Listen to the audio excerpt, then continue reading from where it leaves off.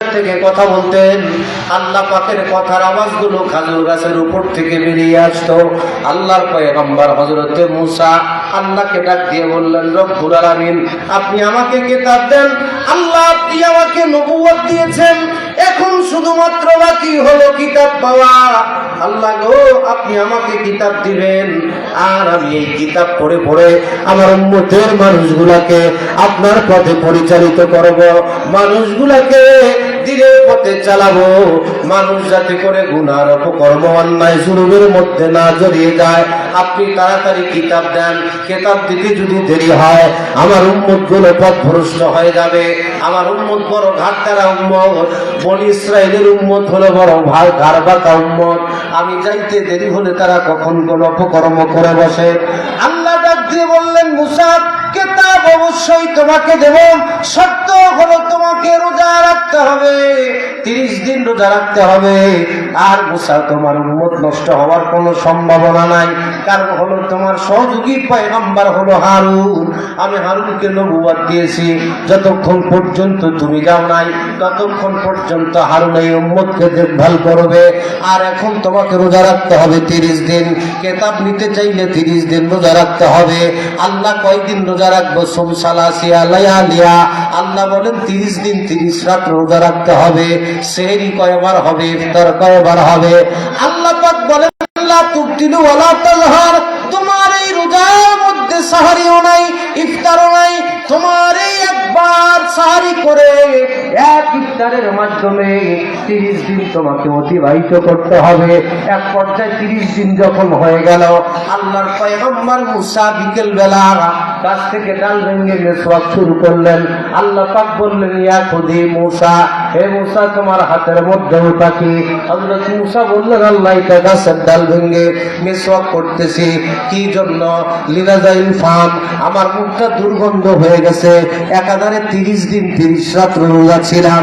মুসলমানেরা, আমরা সাহারি করি, ইফতার করি, একবেলা দুপুরে না খাওয়ার কারণে আপনার আমার মুখটা দুর্গন্ধ হয়।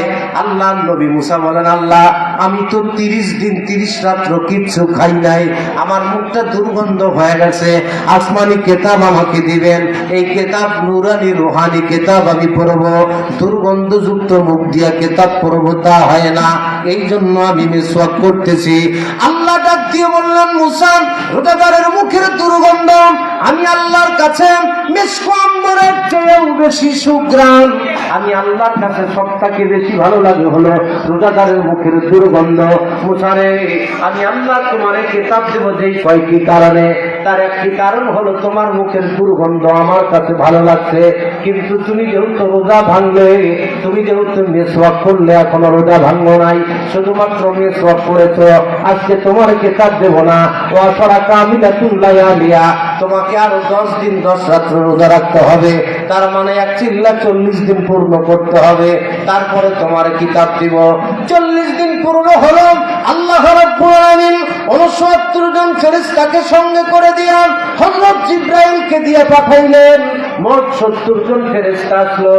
মূসা নবীর হাতের 12 হাত প্রশস্ত, 12 হাত লম্বা, 8 হাত প্রশস্ত, জবরদস্ত পাথরের মধ্যে লেখা, একটা করে পাড়ার মধ্যে, একটা করে পাড়ায় হলো 1000 আয়াত। আর ওই কি পুরা কিতাবের ভিতরে 1000 পারা, তাহলে 12 লক্ষ আয়াত বিশিষ্ট, 10 লক্ষ আয়াত বিশিষ্ট আল্লাহ পাক তাওরাত কিতাব লিখে মূসা নবীকে দিলেন। মুসলমানেরা, আল্লাহ রাব্বুল আলামিন 4টা জিনিস এই পৃথিবীতে নিজে তৈরি করেছেন। আউয়ালু মা খালাকাল্লাহুল কলম, সর্বপ্রথম আল্লাহ নিজ হাতে কলম তৈরি করেছেন। এরপরে হলো আল্লাহ পাকের আরশ আল্লাহ নিজ হাতে বানাইছেন। এরপরে হলো মানুষের চেহারা, মানুষের মুখমণ্ডল মানুষ আল্লাহ তৈরি করেছেন নিজ হাতে। ও মুসলমান, 4 নম্বরে মূসা নবীর তাওরাত কিতাব আল্লাহ লিখেছেন নিজ হাতে। এই 4টি জিনিস আল্লাহ নিজে তৈরি করেছেন, নিজ হাতে তারা তৈরি করেছেন। আর বাকিগুলো ইন্নামা আমরুহু ইযা আরাদা শাইআন আইয়াকুলা লাহু কুন ফায়াকুন, আল্লাহ পাক রব্বুল আলামিন কুন আর ফায়াকুন দ্বারা বাকিগুলো আল্লাহ তৈরি করেছেন। যারা বলুন সুবহানাল্লাহ। মুসলমান ভাইরা আমার, আল্লাহ পাক এই কিতাব নাযিল করলেন পৃথিবীতে আল্লাহ পাক আসমানে 104 খানা কিতাব দিয়েছেন। 103 খানা কিতাব ছিল, এই 3 খানা 4 খানা কিতাব বড়, তার মধ্যে 3 খানা কিতাব বনি ইসরাইলকে আল্লাহ দিছে, তাওরাত, জাবুর, ইনজিল, শরীফ। এই কিতাবগুলো পৃথিবীতে আগের মতো নাই। তাওরাতের হাফেজ ছিল পৃথিবীতে মাত্র 3 জন। মুসা নবী তাওরাতের হাফেজ, হারুন আলাইহিস সালাম তাওরাতের হাফেজ, আর মিস্টার কারুন মুসা নবীর ভগ্নিপতি, মুসা নবীর ভগ্নিপতি আপন চাচাতো ভাই, এই 3 জন ছিল তাওরাতের হাফেজ। আজ পর্যন্ত পৃথিবীতে তাওরাত আগের মতো নাই। আল্লাহ যেমনটা আসমান থেকে দিছে তেমনটা নাই, কিন্তু মুসলমান শুধুমাত্র কোরআনুল কারীম পৃথিবীতে অবিকল হুবহু আগের মতো কেন আছে? আল্লাহ পাক বলেন, ইন্না নাহনু নাযালনা যিকরা ওয়া ইন্না লাহু লাহাফিজুন। আল্লাহ পাক রব্বুল আলামিন বলেন, নিশ্চয়ই আমি আল্লাহ এই কিতাব জিকির অবতীর্ণ করেছি, আর আমি আল্লাহ রব্বুল আলামিন এই কোরআনুল কারীমকে কিয়ামত পর্যন্ত সংরক্ষণ করব। আওয়াজ দিয়ে বলুন না সুবহানাল্লাহ। মুসলমানেরা আল্লাহ কিতাব নাযিল করেছেন, কিন্তু সংরক্ষণের দায়িত্ব আল্লাহ ওই কিতাবগুলোর নেন নাই। শুধুমাত্র কোরআনুল কারীম সংরক্ষণের দায়িত্ব আল্লাহ নিছেন, যার কারণে মাদ্রাসা দিয়ে গোটা পৃথিবীতে 6 লাখ।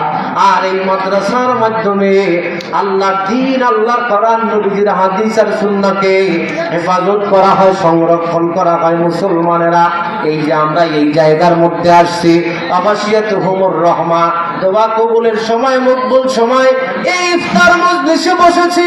নাযালাত আলাইহিমুস সাকিনা, এই জায়গায় আল্লাহর পক্ষ থেকে সাকিনা নাজিল করা হচ্ছে।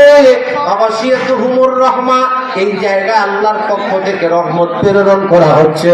আর ফেরেশতা মণ্ডলীরা চতুর্দিকে ঘিরে ধরে জমিন থেকে নিয়ে আসমান পর্যন্ত ফেরেশতারা দাঁড়ায় গেছে। ফেরেশতারা আপনার আমার জীবনের গুনাহ মাফের জন্য দোয়া করে। ফেরেশতারা ডেকে বলে, আল্লাহ রব্বুল আলামিন, এই যে তাকায় দেখো, মুনাইল মিফতাহুল উলুম হাফিজিয়া কওমি মাদ্রাসায় হাজার হাজার মানুষগুলো পাগল করা হয়। সারাদিন রোজা রেখে ইফতারের পূর্ব মুহূর্তে ক্লান্ত শরীর নিয়ে বসে বসে কোরআন হাদিসের কথাগুলো শ্রবণ করতেছে। আল্লাহ এই মানুষগুলো দুনিয়ার কোনো কিছু চায় না। কি চায় রে ফেরেশতা? মানুষগুলো তাদের জীবনের গুনাহ মাফ চায়। এমনি মুহূর্ত আল্লাহ পাক বলেন, ফেরেশতা লিখে দাও, আমার বান্দা বান্দীদের জীবনের সমস্ত গুনাহগুলি মাফ করে দিলাম। যারা বলেন সুবহানাল্লাহ। এই চাচারা কথা বলতেছেন কেন? আপনারা শেষে আসবেন, শেষে বসবেন। যে পিছিয়ে আসবেন পিছিয়ে বসবেন, জানা না পাইবেন রাস্তায় বসবেন। আপনি আসবেন সবার কাছে, আর ঠেলি ঠুলিয়ে একেবারে আওয়ামী লীগের মতো করে সামনে আসবেন।